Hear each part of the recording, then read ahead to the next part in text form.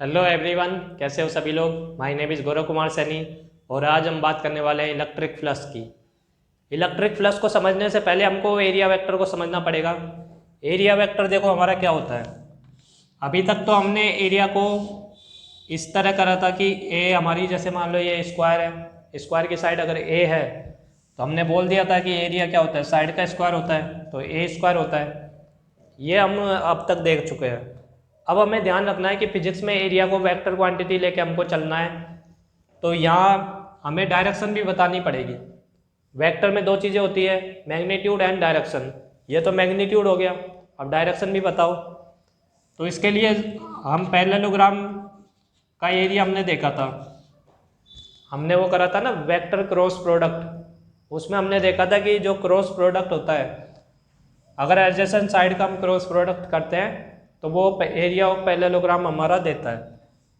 तो उसी को यहाँ अप्लाई करेंगे, A B cross A D हम करते हैं तो उससे हमारा इसका एरिया आ जाएगा, वेक्टर फॉर्म में हमारा आ जाएगा।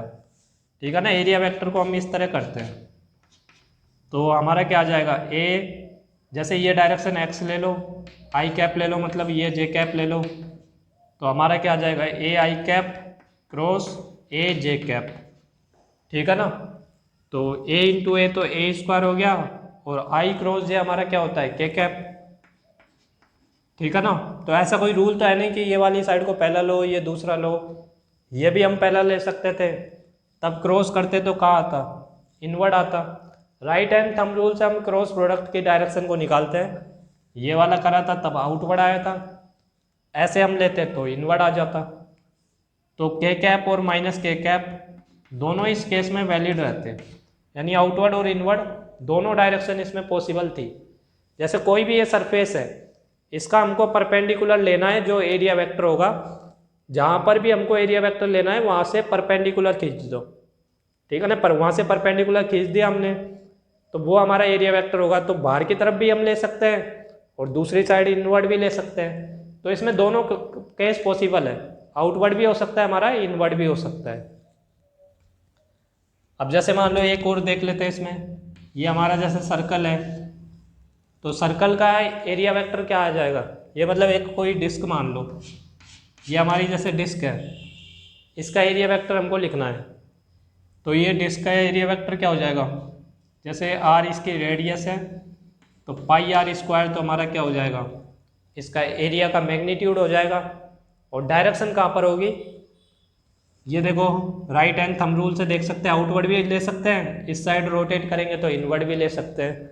तो आउटवर्ड और इनवर्ड दोनों वैलिड है। 2D सरफेस जब भी रहेगी तो सरफेस के परपेंडिकुलर हमको लेना है, चाहे हम इस डायरेक्शन में ले चाहे इस डायरेक्शन में ले, यानी परपेंडिकुलर होना चाहिए, चाहे आउटवर्ड लो चाहे इनवर्ड लो, जो तुम्हें कंफर्टेबल लगे वो करो। ठीक है ना, लेकिन सवाल में एक बार ले लिया तो उससे स्टिक करो। पूरे सवाल में ये नहीं है कि किसी लाइन में तुम बाहर ले रहे हो, किसी लाइन में अंदर ले रहे हो। ठीक है ना, पूरे सवाल में वही रखना है फिर। अब 3D सरफेस पे आते हैं। 3D सरफेस मतलब जैसे कोई स्पेयर हो गया, हमारा क्लोज सरफेस है। क्लोज सरफेस में डेफिनेट डायरेक्शन हम डिफाइन करते हैं कि आउटवर्ड ही लेना है। ठीक है ना, ये क्लोज सरफेस है तो यहाँ से आउटवर्ड डायरेक्शन को हमको एरिया वेक्टर लेना है। जैसे मान लो ये हो गया हमारा क्यूब है, ठीक है ना, ये हमारा क्यूब है, ये ले लो तुम एक्स डायरेक्शन, ये वाई और ये जेड, तो एक्स वाई जेड प्लेन में हमने ये रख दिया। अब जैसे मान लो ये वाली फेस है, ये साइड वाली फेस का तुमको एरिया वेक्टर बताना है, तो इसका एरिया वेक्टर बताओ क्या होगा। अब इसको ध्यान से देखो सरफेस को, ये वाली साइड किसके अलोंग है, वाई के अलोंग है, ये वाली साइड किसके अलोंग है, जेड के अलोंग है, तो ये वाई जेड प्लेन में है। ठीक है ना, ये वाई जेड प्लेन में है, तो इसका एरिया वेक्टर कहाँ आ गया, एक्स के अलोंग आ गया। ठीक है ना, तो इसका एरिया वेक्टर कहाँ आ जाएगा, एक्स के अलोंग आ जाएगा, यानी आई कैप डायरेक्शन में आ जाएगा। जैसे क्यूब की साइड सारी साइड ए दे दी तो एरिया क्या आ जाएगा, ए स्क्वायर आई कैप। ठीक है ना, स्पेस का हमने एरिया निकाल लिया। ये वाली फेस का निकालो, जो ये बाहर वाली फेस है यहाँ, तो इसका क्या आ जाएगा, इसमें देखो अब ये वाली एक्स एक्सिस क्या लोंग है, ये वाई एक्सिस के अलोंग है, यानी ये इसी प्लेन में रखा हुआ है।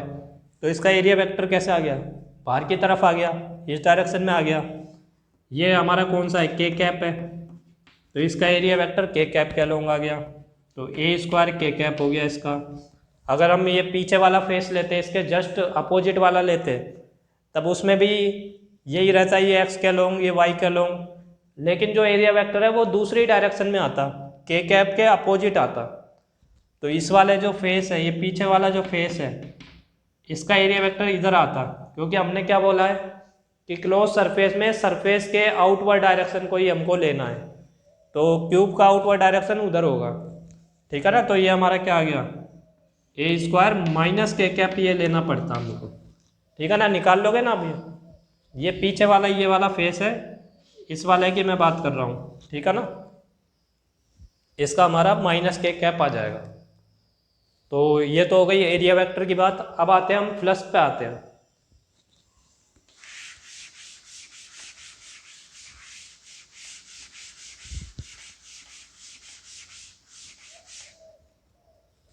एक और देखते हैं, जैसे ये हमारा मान लो स्फीयर है, तो स्फीयर का हमको एरिया वेक्टर निकालना है।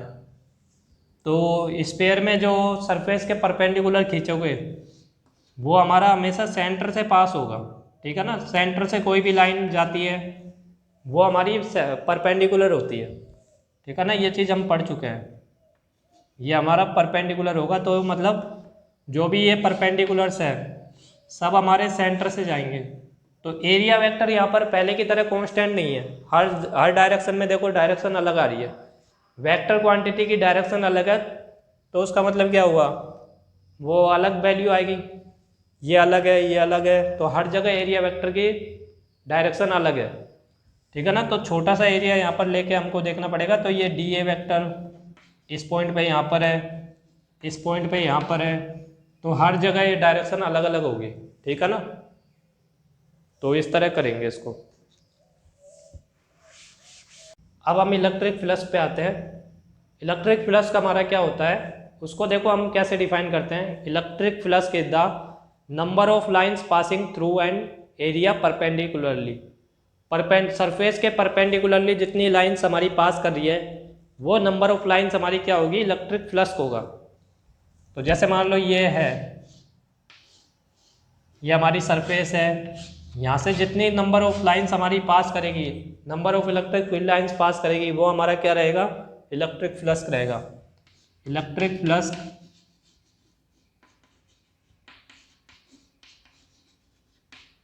Is the number of lines passing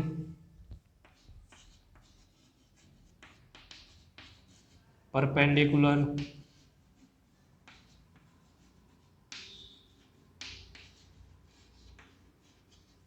to the surface।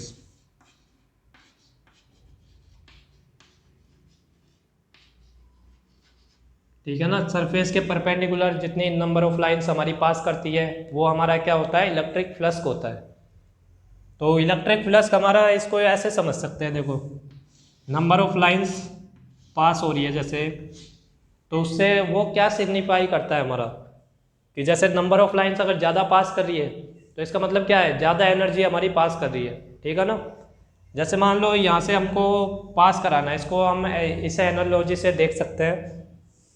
जैसे हम ये देखना चाह रहे हैं कि ये ट्यूब है, इसमें से कितना वाटर हमारा पास कर रहा है। अब जैसे मान लो वाटर, मान लो ऐसे आ रहा हो, इस तरह हमारा वाटर आ रहा हो, तो क्या ये इससे पास कर पाएगा, नहीं कर पाएगा। वाटर को पास करना है तो कैसे जाना पड़ेगा, इसके परपेंडिकुलरली हमारा जाना पड़ेगा। अगर वाटर ऐसे जाता है तो इसका जो परपेंडिकुलर वाला कंपोनेंट है वही इसको आगे पास करने में हेल्प करेगा, ठीक है ना। इस एनालॉजी से हम समझ सकते हैं कि जो हमारे परपेंडिकुलरली होता है वही एनर्जी में हमारा कंट्रीब्यूट करेगा कि कितनी लाइंस हमारी परपेंडिकुलरली क्रॉस कर रही है, ठीक है ना। इस एनालॉजी से थोड़ा बहुत हम आइडिया लगा सकते हैं। तो अब जैसे इसको थोड़ा समझते हैं। जैसे मान लो ये इलेक्ट्रिक फील्ड लाइंस है,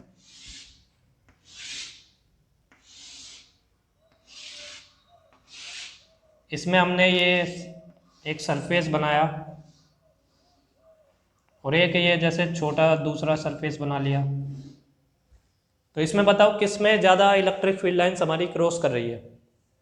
इस वाले से ज़्यादा इलेक्ट्रिक फील्ड लाइंस क्रॉस कर रही है, क्योंकि ये हमारी क्या है, इलेक्ट्रिक फील्ड लाइंस है। यूनिफॉर्म इलेक्ट्रिक फील्ड मान लो, जब यूनिफॉर्म इलेक्ट्रिक फील्ड होती है तो इलेक्ट्रिक फील्ड लाइंस हमारी पैरेलल स्ट्रेट लाइन आती है, ठीक है ना।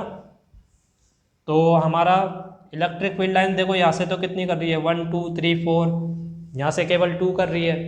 तो हमारा जब एरिया ज़्यादा होता है तो इलेक्ट्रिक फील्ड लाइंस ज़्यादा क्रॉस करती है। तो हमने ये ऑब्जर्वेशन किया, फाई हमारे किसके प्रोपोर्शनल होता है, एरिया के प्रोपोर्शनल होता है। अब जैसे मान लो ये हमारी लाइंस है, अगर हमने लाइंस ज़्यादा कर दी, जैसे अभी तो ये 2 पास हो रही थी, हमने अगर पास लाइंस कर दी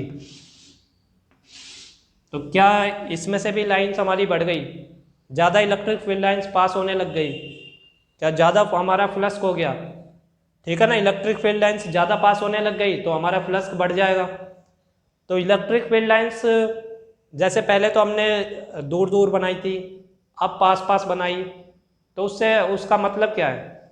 देखो इलेक्ट्रिक फील्ड लाइंस में मैंने बताया था कि जो इलेक्ट्रिक फील्ड लाइंस का मैग्नीट्यूड होता है वो हम कैसे बताते हैं, क्लोजनेस से बताते हैं। अगर इलेक्ट्रिक फील्ड लाइंस हमारी पास है तो इलेक्ट्रिक फील्ड का मैग्नीट्यूड ज़्यादा है, अगर इलेक्ट्रिक फील्ड लाइन दूर है, सेपरेटेड है, तो इलेक्ट्रिक फील्ड का मैग्नीट्यूड कम होगा, ठीक है ना। अगर इलेक्ट्रिक फील्ड लाइंस हमने पास बनाई तो यानी इलेक्ट्रिक फील्ड का हमने मैग्नीट्यूड बढ़ा दिया, तो ज़्यादा लाइंस हमारी पास करने लग गई, ठीक है ना। इलेक्ट्रिक फील्ड का मैग्नीट्यूड बढ़ा दिया तो ज़्यादा इलेक्ट्रिक फील्ड लाइंस यहाँ से पास करने लग जाएगी।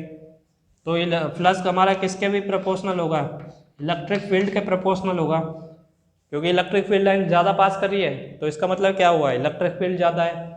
तो इलेक्ट्रिक फील्ड ज़्यादा है तो फ्लक्स हमारा बढ़ गया, और हमारा अगर एरिया ज़्यादा है तो भी हमारा फ्लक्स बढ़ गया।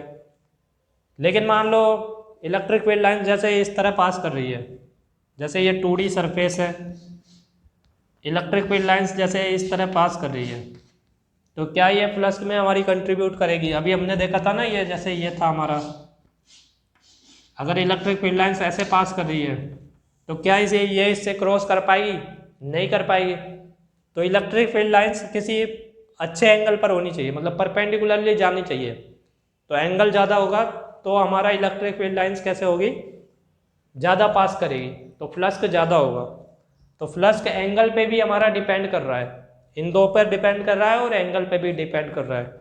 तो सारी ये रिसर्च करने के बाद हम एक फॉर्मूले पे पहुँचे, फाई हमारा होता है ई डॉट ए, यानी ई ए कोस थीटा, ठीक है ना। तो ये हमारा फाई आया। इसमें थीटा क्या होता है, theta is the angle between E and A. Electric field and area के बीच का जो एंगल होता है वो हमारा थीटा होता है। तो अगर इलेक्ट्रिक फील्ड इस डायरेक्शन में, एरिया भी परपेंडिकुलर होता है, एरिया तो परपेंडिकुलर होता ही है सरफेस के, और इलेक्ट्रिक फील्ड भी उसी डायरेक्शन में हो, यानी सरफेस से परपेंडिकुलरली हमारी जा रही हो। जैसे यहाँ पर अगर ऐसे जा रही हो electric field, perpendicular to the surface हमारी जा रही हो, एरिया वेक्टर भी तो यही होता है ना, परपेंडिकुलर, तब हमारा फ्लक्स क्या आता है, मैक्सिमम आता है, ठीक है ना। अगर एरिया वेक्टर हमारा जो इलेक्ट्रिक फील्ड है वो एरिया वेक्टर के सेम डायरेक्शन में हो तो कोस थीटा हमारा 0 हो जाएगा और हमारा फ्लक्स मैक्सिमम होगा, ठीक है ना। Phi is maximum when theta is equal to 0 degree, और हम कह सकते हैं electric field and area vector are in same direction, ठीक है ना। इलेक्ट्रिक फील्ड और एरिया वेक्टर अगर सेम डायरेक्शन में है तो हमारा फ्लक्स मैक्सिमम होगा, और अगर इलेक्ट्रिक फील्ड और एरिया वेक्टर परपेंडिकुलर हो गए, जैसे मान लो हम ऐसे जा रहे हैं तो यहाँ पर तो इलेक्ट्रिक फील्ड इधर है, एरिया वेक्टर यहाँ पर है, तो हमारा फ्लक्स क्या हो जाएगा, 0 हो जाएगा, ठीक है ना। अगर थीटा हमारा 90 डिग्री हो तो फ्लक्स क्या हो जाता है, 0 हो जाता है। अब इसके कुछ सवाल देखते हैं।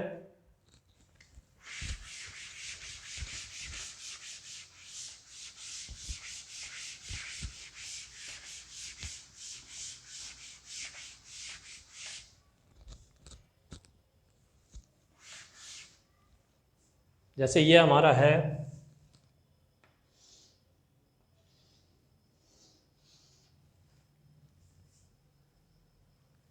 ये हमारा एक स्क्वायर मान लो, इससे मान लो इलेक्ट्रिक फील्ड ऐसे पास कर रही है, ठीक है ना, इसके प्लेन में ऐसे पास कर रही है इलेक्ट्रिक फील्ड। तो इसमें फ्लक्स हमारा क्या होगा ये हमें बताना है। इसकी साइड ए है, बताओ फ्लक्स क्या होगा इसमें। सबसे पहले हमारा फॉर्मूला देखो क्या होता है, फॉर्मूला क्या होता है, phi is equal to E A cos theta. Theta हमारा क्या होता है, ई और ए के बीच का एंगल। तो एरिया वेक्टर हमको देखना पड़ेगा यहाँ पर, एरिया वेक्टर कहाँ पर है। एरिया वेक्टर मैंने बताया था 2D सरफेस में, सरफेस के परपेंडिकुलर लेना है, इधर भी ले लो चाहे उधर ले लो। तो यहाँ पर देखो आई और जे में ले लो ये, तो एरिया वेक्टर कहाँ आ गया, बाहर आ गया। तो एरिया वेक्टर तो परपेंडिकुलर आउटवर्ड है, इलेक्ट्रिक फील्ड इसी डायरेक्शन में आई कैप के लूँ, तो दोनों के बीच का एंगल क्या हो गया, 90 डिग्री हो गया। तो थीटा हमारा क्या हो गया, 90 डिग्री। तो कोस 90 क्या होता है, 0। तो फाई हमारा क्या आ जाएगा, 0। तो इस केस में हमारा फ्लक्स आ गया 0। अगर जैसे इलेक्ट्रिक फील्ड अगर इसी डायरेक्शन में होती, जैसे आउटवर्ड डायरेक्शन में होती, तब हमारा फ्लक्स का मैग्नीट्यूड क्या आ जाता, बताओ क्या आ जाता। एरिया हमारा कहाँ पर है, एरिया हमारा आउटवर्ड डायरेक्शन में ले सकते हैं हम, और हमारी इलेक्ट्रिक फील्ड भी आउटवर्ड डायरेक्शन में है। तो दोनों के बीच का एंगल कितना हो गया, 0 डिग्री हो गया। तो फ्लक्स क्या आ गया हमारा, E इंटू ए आ गया, ठीक है ना। यहाँ मैग्नीट्यूड की बात करेंगे, तुम्हें दोनों ऑप्शन में नहीं मिलेंगे। अगर ई ए मिल रहा है तो माइनस ई ए तुम्हें ऑप्शन में नहीं मिलेगा, ठीक है ना। दोनों में दोनों ही सही है, क्योंकि 2D के लिए हम बाहर भी ले सकते हैं और अंदर भी ले सकते हैं, ठीक है ना। तो दोनों आंसर सही होंगे। अब जैसे मान लो 3D सरफेस पे आ जाते हैं।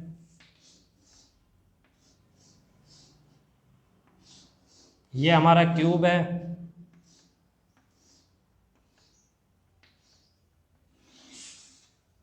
ये एक्स एक्सिस, ये वाई एक्सिस, और ये हमारा है जेड एक्सिस। अब तुम्हें बताना है कि इलेक्ट्रिक फील्ड हमको ऐसे दी हुई है, इलेक्ट्रिक फील्ड ई नोट आई कैप हमको गिवन है, ठीक है ना। इस तरह इलेक्ट्रिक फील्ड यूनिफॉर्म है, ई नोट आई कैप हमको गिवन है। अब बताना है कि फ्लक्स थ्रू द सरफ ये क्यूब कितना होगा।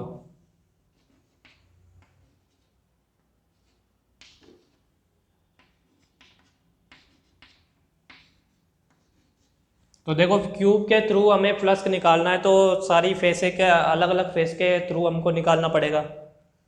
तो जैसे ये वाला फेस देखो, सबसे पहले ऊपर वाला फेस पे निकालो। ऊपर वाला तुमने फेस देखा, उसका एरिया वेक्टर कहाँ पर आ रहा है बताओ, एरिया वेक्टर कहाँ पर आएगा बताओ। ये देखो ये साइड एक्स के अलोंग है, ये साइड जेड के अलोंग है, तो एक्स जेड प्लेन में है ये, ठीक है ना। ये ऐसे एक्स जेड प्लेन में है, इसका एरिया वेक्टर कहाँ पर आ गया, वाई के अलोंग हमारा आ गया। तो एरिया वेक्टर तो वाई के अलोंग आ गया, सबकी साइड ए लेके चलो। तो एरिया वेक्टर हमारा क्या आ गया, ए स्क्वायर जे जे कैप, एक्स जेड प्लेन में है ना, तो वाई के अलोंग आ गया, तो जे कैप। और इसका नाम भी लिख के चल लो, ये हमारा है ई एफ जी एच। तो ई एफ जी एच का एरिया वेक्टर तो ये आ गया। और एरिया वेक्टर और इलेक्ट्रिक फील्ड में क्या एंगल है, ई हमारा ये होता है ना, ई ए कोस थीटा। तो ई और ए के बीच का एंगल कितना है, ए हमारा ऊपर है, ई हमारा इधर है, तो एंगल कितना हो गया, 90 डिग्री हो गया। तो फ्लक्स कितना हो जाएगा बताओ, थीटा अगर 90 डिग्री है तो ई ए कोस 90, कोस 90 हमारा 0 होता है, तो फ्लक्स कितना हो गया, 0 हो गया। ऐसे ही नीचे वाला देखेंगे तो हमारा एरिया वेक्टर का आ जाएगा, नीचे की तरफ आ जाएगा, और ये भी हमारा इससे परपेंडिकुलर है, ठीक है ना। तो ये भी परपेंडिकुलर है, तो इसके कारण भी फ्लक्स हमारा कितना आ जाएगा, 0 आ जाएगा।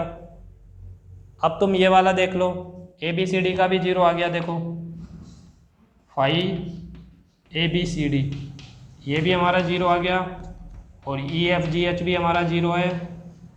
अब तुम ले लो ये वाला ले लो सी डी एफ ई। तो सी डी एफ ई का हम करते हैं। तो phi C D F E का बताओ क्या आएगा। एरिया वेक्टर कहाँ आ रहा है, देखो ये साइड हमारी एक्स क्या लोंगे, ये वाई क्या लोंगे, यानी इसी प्लेन में है ये। तो एरिया वेक्टर हमारा जेड क्या लोंग आ रहा है। एरिया वेक्टर यहाँ आएगा ना जेड क्या लोंग। तो के कैप में तो एरिया वेक्टर आ गया और इलेक्ट्रिक फील्ड हमको आई कैप में गिवन है। तो आई और के बीच में क्या एंगल होता है, 90 डिग्री होता है। तो इस बार भी 90 डिग्री एंगल आया, तो इस बार भी फाई कितना आ जाएगा, 0 आ जाएगा। तो इसका भी फाई हमारा 0 आ गया। ऐसे ही इसके पीछे वाले का भी 0 आएगा, क्योंकि उसका एरिया वेक्टर उधर आ जाएगा माइनस के जेड में, माइनस जेड में एरिया वेक्टर आएगा और आई कैप में हमारा क्या है, इलेक्ट्रिक फील्ड है। तो 90 डिग्री आएगा फिर से। तो फाई क्या आ जाएगा, 0 आ जाएगा इसका भी। ए बी एच जी, इसका भी 0 आ जाएगा। तो अब कौन कौन से बच गए, एक तो ये वाला बच गया और एक ये वाला बच गया। केवल इन दोनों के कारण ही प्लस का हमारा आएगा, बाकी के कारण तो 0 ही आएगा, क्योंकि वो परपेंडिकुलर है। अगर इलेक्ट्रिक फील्ड इधर है तो इसी डायरेक्शन वाले फेस को हमको देखना है, बाकी सबका तो 0 ही आएगा। ठीक है ना। तो अब ये देखते हैं हम सी बी एच ई या बी सी ई एच लिख लो, बी सी ई एच। इसका हमको फ्लक्स देखना है, ये वाले फेस का। इसका एरिया वेक्टर कहाँ पर आ रहा है, इसका एरिया वेक्टर यहाँ आ रहा है आई कैप के अलोंग। ठीक है ना। ये वाई जेड प्लेन में है, तो हमारा आई कैप के अलोंग एरिया वेक्टर आ रहा है। तो एरिया वेक्टर तो हमारा आ गया ए स्क्वायर आई कैप, और हमारा इलेक्ट्रिक फील्ड क्या है, ई नोट आई कैप। तो इलेक्ट्रिक फील्ड क्या है, ई नोट आई कैप। तो दो डॉट प्रोडक्ट करेंगे, हमारा फाई क्या होता है, ई डॉट ए। ठीक है ना। तो ये होता है ई डॉट ए या ए डॉट ई, एक ही बात होती है, डॉट में तो ऑर्डर का मैटर नहीं करता। तो ए स्क्वायर ई नोट ये हमारा आ जाएगा, चाहे उससे कर लो सीधा। ई ए कोस थीटा होता है ना, तो कोस थीटा इस बार कितना हो जाएगा, 0 डिग्री हो जाएगा। एरिया वेक्टर भी इधर है और ई नोट भी इधर है, तो ई ए कोस 0 ऐसे भी कर सकते हैं। ई ए कोस 0 यानी ई इंटू ए ही आ गया। ठीक है ना। ये हमारा आ गया phi B C E H. ये ई इंटू ए आ गया, यानी E into E naught into A square. E की वैल्यू रख दी, ए की वैल्यू भी रख दी। अब हम देखते हैं फाइनल साइड हमारी क्या है, A D F G. A D F G के कारण हमारा एरिया वेक्टर कहाँ पर है, इधर की तरफ है, यानी माइनस आई कैप की तरफ है। तो माइनस आई कैप और आई कैप, इनके बीच का एंगल कितना हो जाएगा, 180 डिग्री हो जाएगा।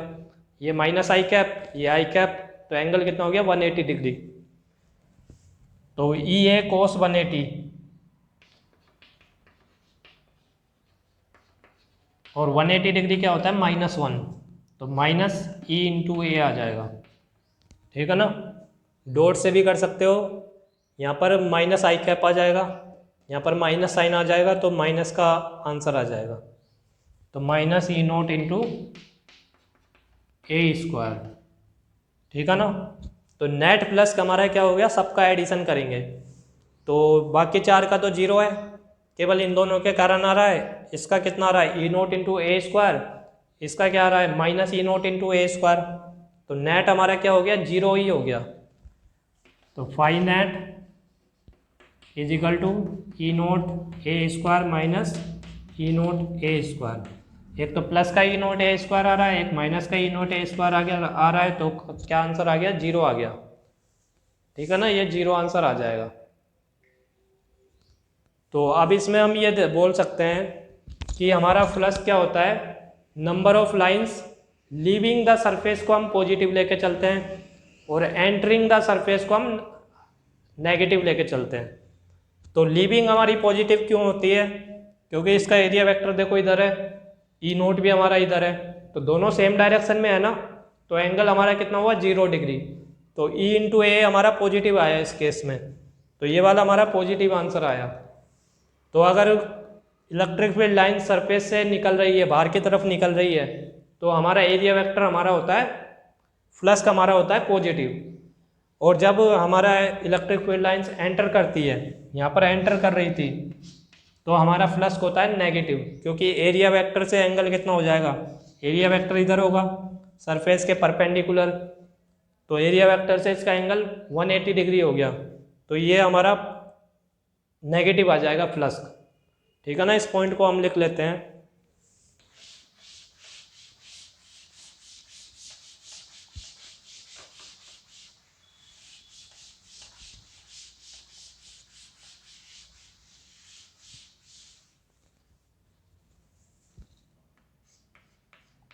If the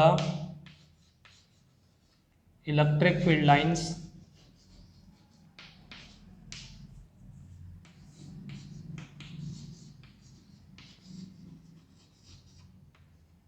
are leaving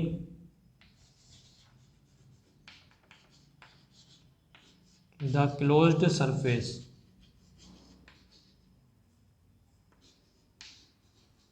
ठीक है ना, ये चीज़ क्लोज सरफेस के लिए है, क्योंकि ओपन सरफेस के लिए तो हम हमारा एरिया वेक्टर ही फिक्स नहीं है ना, यहाँ भी ले सकते हो तुम, यहाँ भी ले सकते हो, तो पॉजिटिव नेगेटिव कुछ भी हो सकता है वो तो। ठीक है ना, क्लोज सरफेस के लिए है ये बात।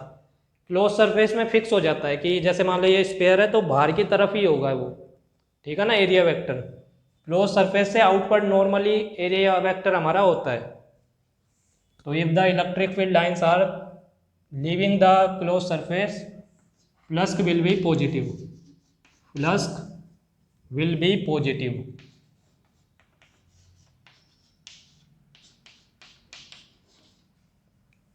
और अगर हमारी इलेक्ट्रिक फील्ड लाइंस एंटर करती है, if electric field lines are entering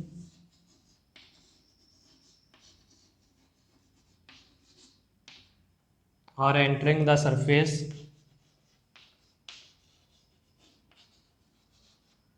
then, ठीक है ना, क्लोज सरफेस है ये, close surface, then flux will be negative, phi will be negative.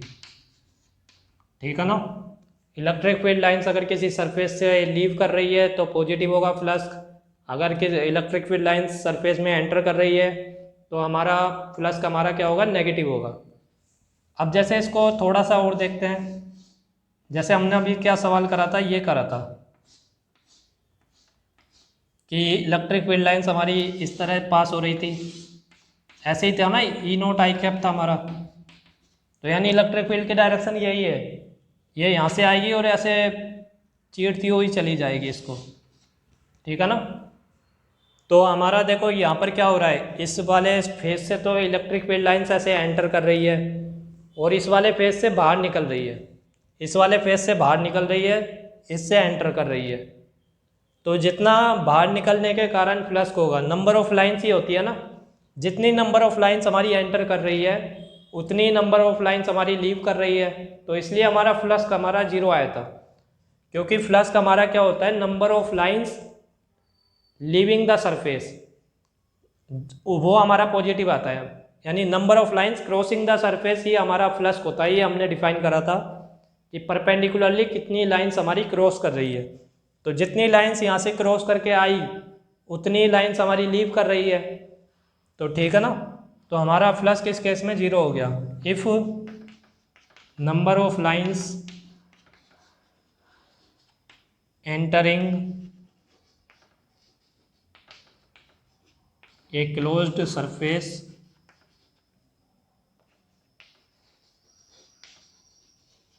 is equal to number of lines leaving the surface,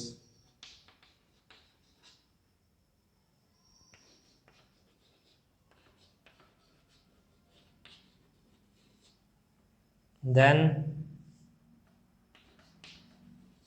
flux is equal to 0।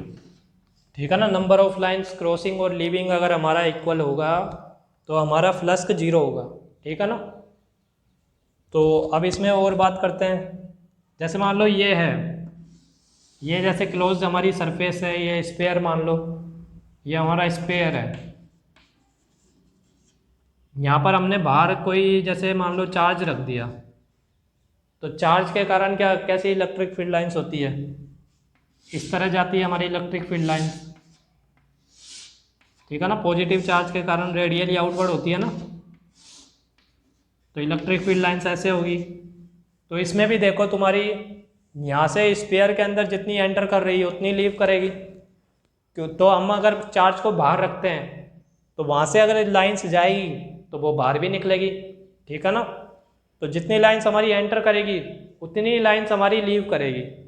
तो अगर charge को हम बाहर रख देते हैं तो हमारा फ्लक्स हमेशा क्लोज सरफेस से 0 आता है। ठीक है ना। If charge is kept outside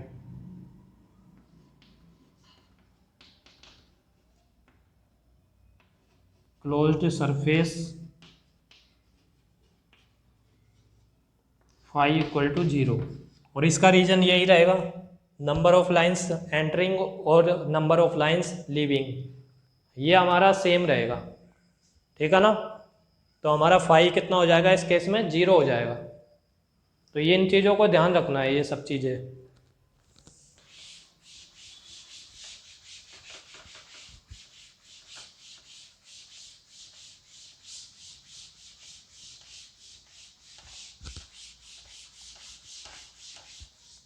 अब एक दो सवाल और करते हैं इसके। जैसे ये हमारा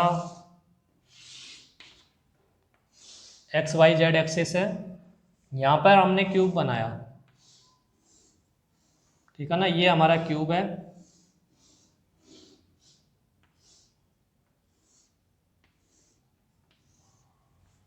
ये वाली साइड तो जेड के पैरेलल है, ये वाली एक्स के पैरेलल है, और ये वाली वाई के पैरेलल है। ये एक्स है, ये वाई है, ये जेड है। ठीक है ना। समझ में आ गया ना। ये वाली लाइन तो जेड के पैरेलल है, ये एक्स के पैरेलल है, और ये हमारी वाई के पैरेलल है। और ये ले लो तुम, ए ले लो, ये बी ले लो, और ये सी ले लो। इलेक्ट्रिक फील्ड तुम्हें दे दी E इज इक्वल टू, इस बार कांस्टेंट नहीं दी, वेरिएबल दी है, एक्स आई कैप दे दिया। ठीक है ना। इलेक्ट्रिक फील्ड लाइंस एक्स के साथ हमारी वेरी कर रही है, तो हमें फ्लक्स बताना है कि इलेक्ट्रिक फ्लक्स इसके थ्रू कितना हमारा पास होगा। ठीक है ना। ये हमें बताना है। तो यहाँ पर देखो कैसे करेंगे इसको। सबसे पहले तो देखो इलेक्ट्रिक फील्ड लाइंस हमारी कैसे है, इस तरह है। ठीक है ना। और यहाँ पर इलेक्ट्रिक फील्ड लाइंस इस डायरेक्शन में है। इलेक्ट्रिक फील्ड हमारी यहाँ कांस्टेंट नहीं दे रखी, यानी चार्ज का कोई भी और भी सोर्स हमारा हो सकता है। ठीक है ना। तो ऐसा नहीं है कि तुम ये बोलो कि जब नंबर ऑफ लाइंस एंटरिंग और लीविंग यहाँ पर भी इक्वल है तो हमारा फ्लक्स 0 होगा, क्योंकि ये हमारा कांस्टेंट नहीं आ रहा ना। तो इलेक्ट्रिक फील्ड किसी और सोर्स से हमारी क्रिएट होगी, तो यहाँ बीच में कहीं चार्ज रहा होगा। ठीक है ना। इसके अंदर भी हमारा चार्ज हो सकता है, उसके वजह से जनरेट हो सकती है।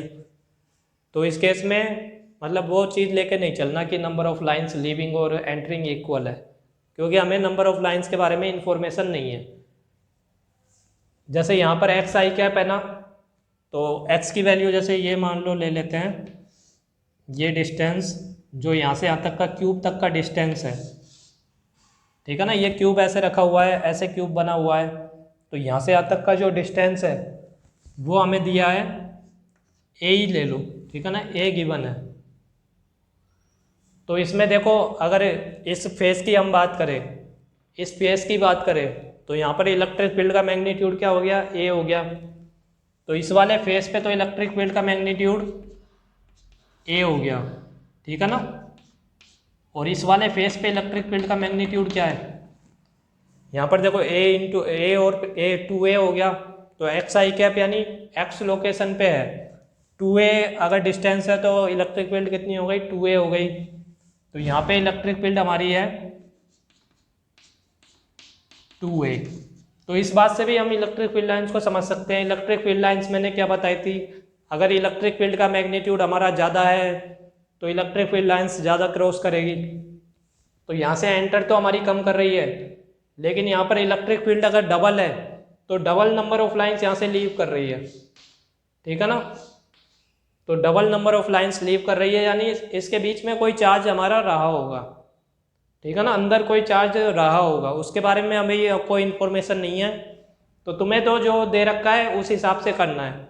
ये सब मैं इसलिए बता रहा हूँ ताकि तुम अपना ज़्यादा दिमाग नहीं लगाओ और जीरो नहीं लिखो, ठीक है ना। तो ये हो गया। अब हम करते हैं जैसे हम नॉर्मल तरीका है, बस उसी से करना है, ज़्यादा इधर उधर का हमको दिमाग नहीं लगाना। तो इलेक्ट्रिक फील्ड हमारा फ्लक्स का हमारा क्या होता है, E.A, ठीक है ना। तो ये हम देख चुके हैं कि नीचे वाली फेस का एरिया वेक्टर हमारा कहाँ है, नीचे की तरफ है, यानी -j की तरफ है। इलेक्ट्रिक फील्ड तो हमारी I की तरफ है ना, तो इसका एरिया वेक्टर 0 आ जाएगा। मैंने ये बताया था ना, इलेक्ट्रिक फील्ड अगर इस डायरेक्शन में है तो बाकी 4 फेस तो 0 ही आ जाएंगे, ये 2 फेस हमारे बच जाएंगे, ठीक है ना। जिस डायरेक्शन में इलेक्ट्रिक फील्ड पास कर रही है उसको काटते हुए परपेंडिकुलर वाले केवल 2 फेस का तुमको चेक करना है। केवल तुम्हें ये वाला फेस और ये पीछे वाला फेस, ये 2 फेस को तुमको चेक करना है। बाकी फेस के कारण तो 0 आएगा ही आएगा, क्योंकि इलेक्ट्रिक फील्ड और एरिया वेक्टर के बीच का एंगल 90 डिग्री हमारा हो जाएगा, ठीक है ना। तो E.A हमारा हो जाएगा। तो हमारा क्या आ जाएगा बताओ, फाई इज इक्वल टू, यहाँ पर तो एंगल कितना है, एरिया वेक्टर बाहर की तरफ है और इलेक्ट्रिक फील्ड भी हमारा बाहर की तरफ है, तो E/A हमारा हो जाएगा, ठीक है ना। फाई हमारा क्या हो जाएगा, E/एरिया। और इस केस में फाई हमारा क्या होगा बताओ, पीछे वाले फेस में, पीछे वाले फेस में एरिया वेक्टर हमारा कहाँ पर है, उस डायरेक्शन में है, इलेक्ट्रिक फील्ड उस डायरेक्शन में है, तो -E/एरिया हो जाएगा। ये नाम दे देता हूँ मैं,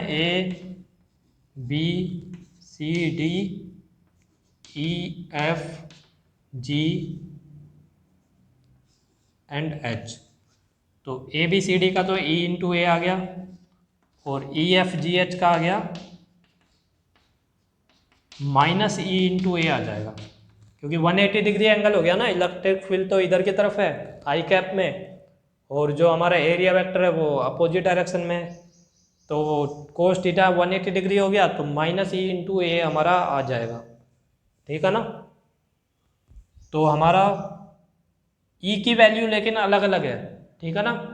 यहाँ तो E की वैल्यू हमारी कितनी है, ये 2a डिस्टेंस पे हमको रखना पड़ेगा, E की जगह xi कैप है हमारा, तो यहाँ तो E की वैल्यू अलग है, यहाँ वाले E की वैल्यू हमारी अलग है।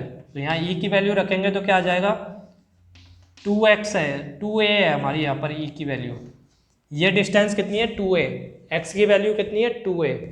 तो यहाँ पर ABCD जो फेस है उसमें तो x की वैल्यू रहेगी 2a, इलेक्ट्रिक फील्ड हमारी आ जाएगी 2a आ जाएगी, और एरिया हमारा कितना है, एरिया तो देखो इस फेस का एरिया हमको लेना पड़ेगा, ये कितना है, B तो हमारी ये है और C हमारी ये है, मतलब ये B दे रखा है और ये C दे रखा है, तो BC हमारा आ जाएगा, ठीक है ना। इसका एरिया कितना आ जाएगा, BC, तो 2a × BC आ जाएगा, तो 2ABC हमारा आ गया, ठीक है ना। ये तो ABCD के कारण प्लस का आया, इसके कारण कितना आएगा, एरिया तो यही होगा, ये B है और ये C है, तो BC हो गया एरिया,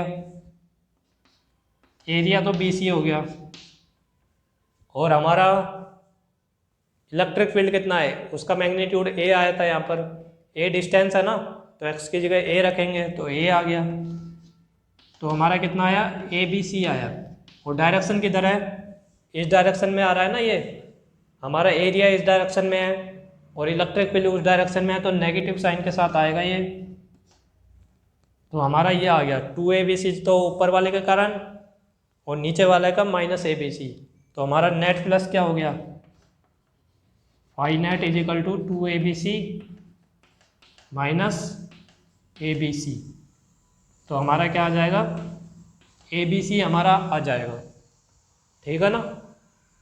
तो जैसे इसमें ये हमारी ध्यान देने वाली बात है कि नेट प्लस लीविंग और नेट प्लस अगर एंटरिंग इक्वल नहीं है तो इसका मतलब सरफेस के अंदर से ही चार्ज हमारा जनरेट हो रहा है।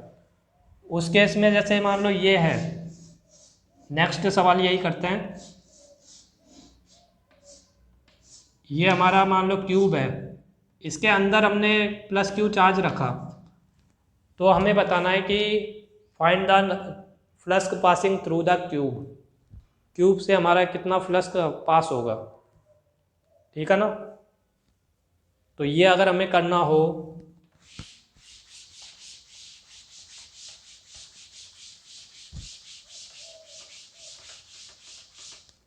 यही बता दो बस, अभी के लिए केवल ये बता दो कि प्लस हमारा पॉजिटिव होगा या नेगेटिव होगा, ठीक है ना, सिर्फ ये बताना है।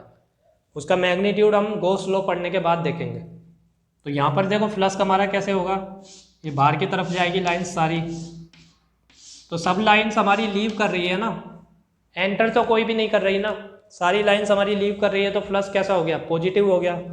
तो बस हमें यही बताना है अभी कि फाई हमारा क्या हो जाएगा, पॉजिटिव हो जाएगा, ठीक है ना। अभी पिछले सवाल में क्या आया था, net number of lines positive आया था, तो उसका मतलब क्यूब के अंदर भी चार्ज थे, ठीक है ना। तो ये होगी हमारी फ्लक्स की बात हुई।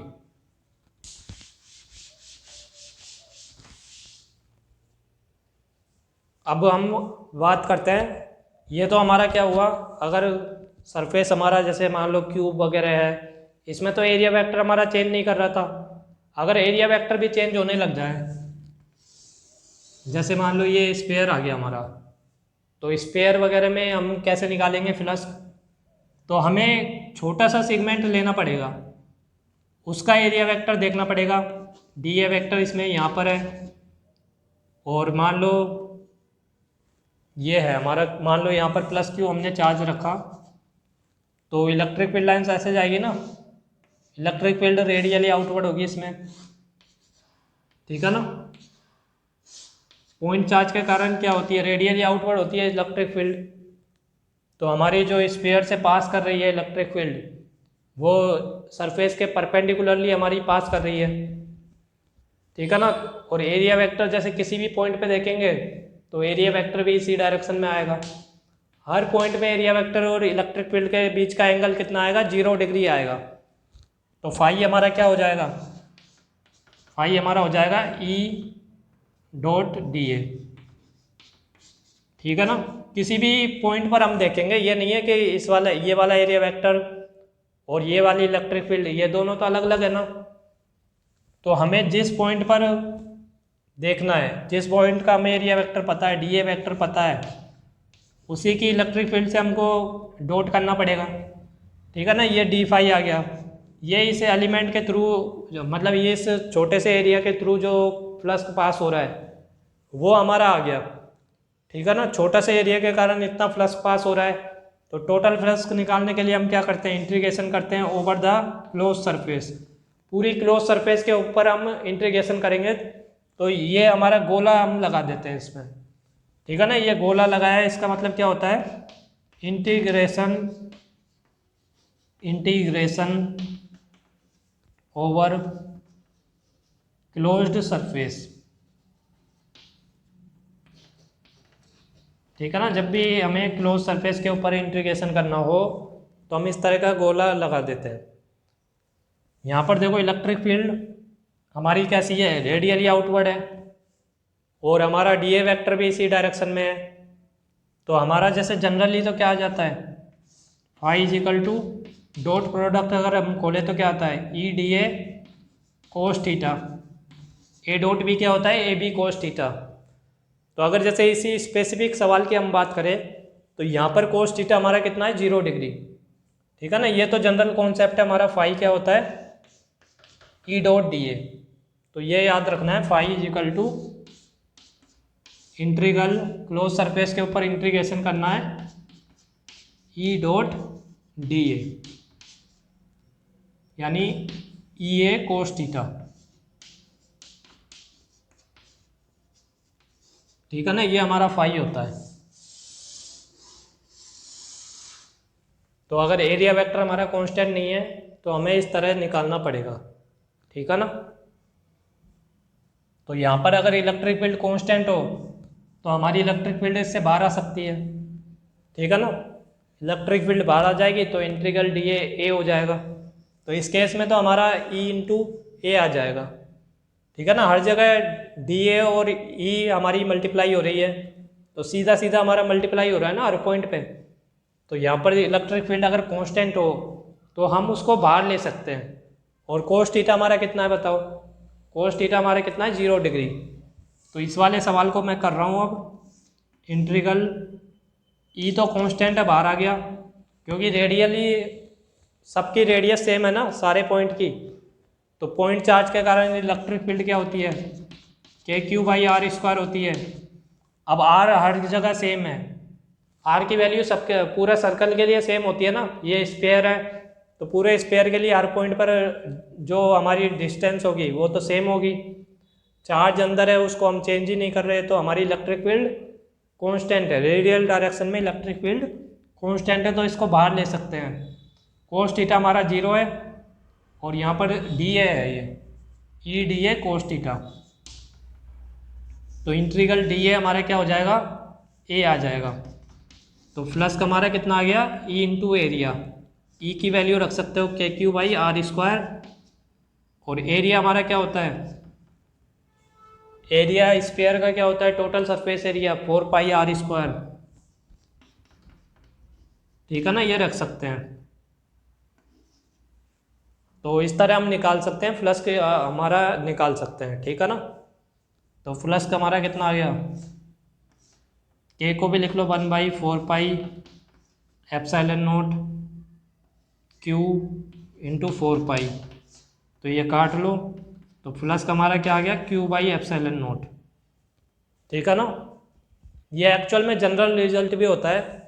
जो हमारा गॉस लॉ होता है वो यही होता है कि जो हमारा नेट फ्लक्स को पास करता है वो हमारा क्या होता है, Q in by epsilon not होता है। वही हमारा गॉस लॉ आगे आने वाला है, वो हम गॉस लॉ का लेक्चर में देखेंगे, ठीक है ना।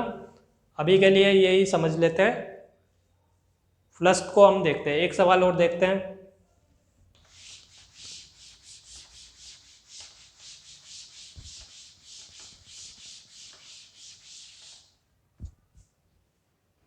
अब जैसे मान लो ये है हमारा,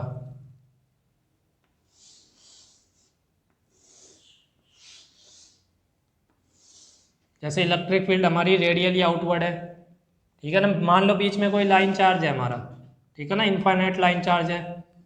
तो हमें इस वाले जो सिलेंडर है इससे हमें एरिया वो निकालना है, फ्लक्स निकालना है कि कर्व सरफेस से कितना फ्लक्स हमारा पास हो रहा है।